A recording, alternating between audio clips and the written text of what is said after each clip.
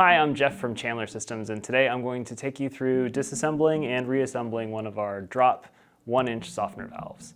The first thing you're going to do, assuming this is a system that's plumbed in and under pressure, we need to take pressure off of it before we start taking things apart. So I'm going to turn off the inlet valve, and then I'm going to cycle it to the backwash position. So go ahead and connect in the app.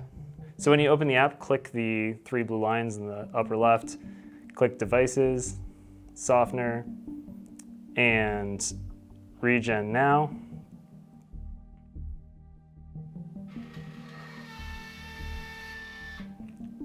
So if you have post-fill on, it's going to move it straight to backwash. If you have pre-fill enabled, it's going to go to brine fill first. We want to move to backwash, so I'm going to tap that, and I'm going to select backwash. So when you hear the motor stop running, the piston's in the backwash position.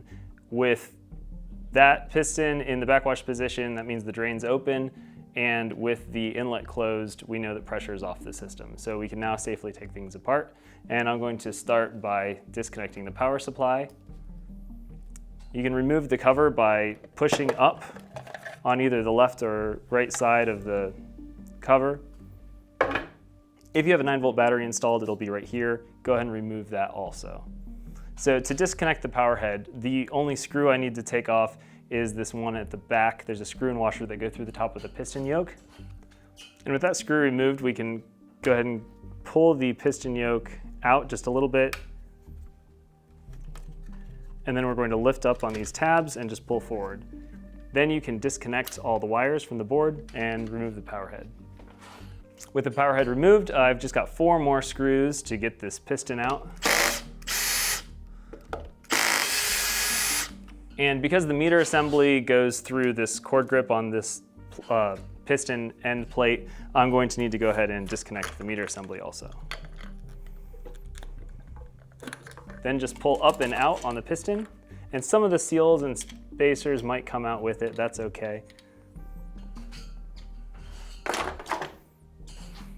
Go ahead and dig out the rest of the seals and spacers. There's going to be 5 seals and 4 spacers. So the seals are the rubber O-rings and the spacers are the plastic pieces. And then at the very bottom, there's going to be an end spacer. So when you're putting seals and spacers back in the valve, make sure to put the end spacer in first. And you want to start with a seal and alternate between seals and spacers. Make sure you put silicone lubricant on all of the seals. And when you put them in, just press down around the outer edge of each one and make sure that the top of each seal is flush with the bottom of each port inside that valve body. If I was fully rebuilding this softener valve, I'd want to change this brine piston also. There's a little O-ring that goes in the bottom, so make sure you dig that out and put the new O-ring in first, and then just insert the brine piston like so. And then we can go ahead and put the main piston back into place.